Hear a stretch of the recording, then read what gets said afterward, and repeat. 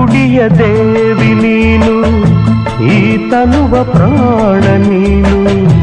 ಬಾಳಲ್ಲಿ ನೆಮ್ಮದಿ ನಿನ್ನಿಂದ ಕಂಡೆನು, ನೀ ಅಳಲು ನೋಡಲಾರೆ, ನೀ ಇರದೆ ಬಾಳಲಾರೆ.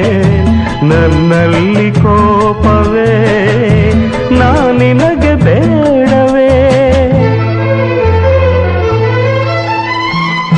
ನೀ ದೂರವಾದರೆ ನನಗಾರು ಆಸರೆ.